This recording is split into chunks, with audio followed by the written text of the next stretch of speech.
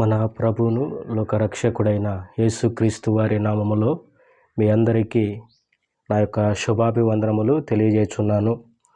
ఈరోజు మీతో ఒక విషయాన్ని మాట్లాడాలని నేను ఆశపడుతున్నాను.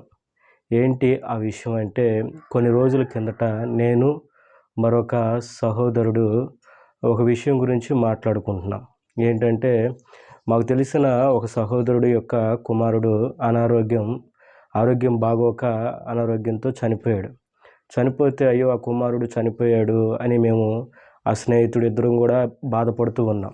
ఇలా బాధపడుతూ ఉన్నప్పుడు మా పక్కనే మరొక స్నేహితుడు ఉన్నాడు. ఆయన అంటాడు, కుమారుడు ఎవరైనా సరే ఉండాలి అని అన్నాడు.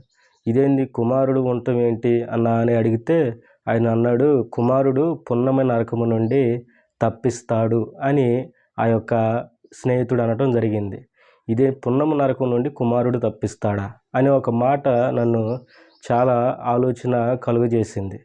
అయితే ఆ పక్కన ఉన్న సహోదరుడు అన్నాడు, మరి కుమారుడు లేకపోతే కుమారుడు ఉంటే నరకం నుండి తప్పింపబడతారు, కుమారుడు లేకపోతే నరకం నుండి తప్పించబడరు అని నువ్వు అంటున్నావు కదా, మరి ఇప్పుడు చాలామందికి కుమారులు లేకుండా కుమార్తెలు ఉండరు కదా, మరి వారి పరిస్థితి ఏంటి, వాళ్ళు నరకానికి వెళ్ళిపోవటమేనా అని అన్నాడు.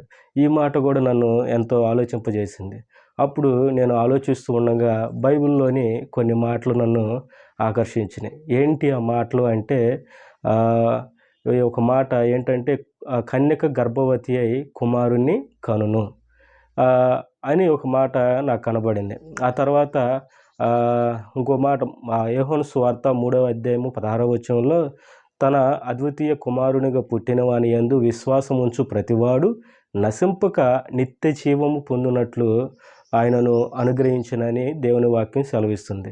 ఇక్కడ అద్వితీయ కుమారుడు అంట, అంటే ద్వితీయము కానివాడు, అంటే ఒక్కగానొక్క కుమారుడు అయిన దేవుని కుమారుని యందు ఎవరైతే విశ్వాసం ఉంచుతారో వాళ్ళు నశించిపోకుండా నిత్య నరకంలోనికి వెళ్లకుండా వారిని ఆ యొక్క కుమారుడు రక్షిస్తాడని దేవుని వాక్యం సెలవిస్తుంది.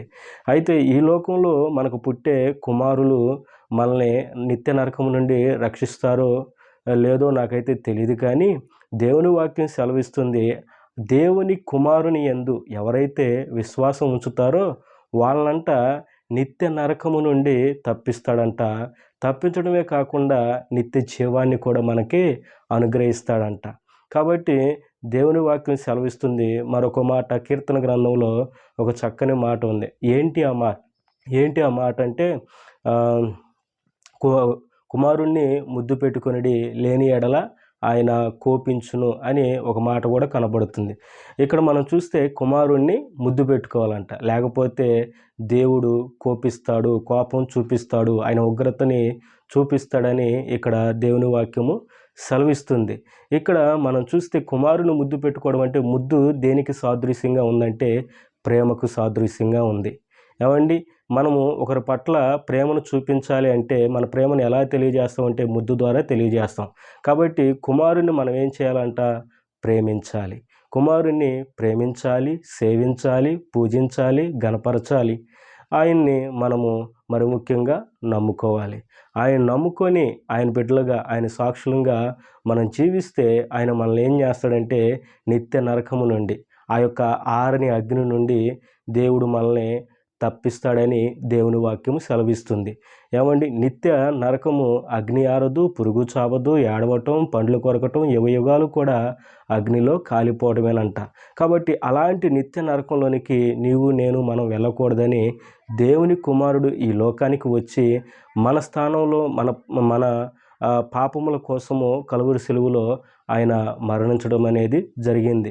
కాబట్టి ఈ లోకంలో ఉన్న కుమారులు మనల్ని రక్షిస్తారో లేదో తెలియదు, కానీ తప్పకుండా ఈయన మాత్రం, యేసుక్రీస్తు ప్రభువారు మాత్రం తప్పనిసరిగా మనల్ని ఆ యొక్క నిత్య నరకము నుండి తప్పిస్తారని దేవుని వాక్యము సెలవిస్తుంది.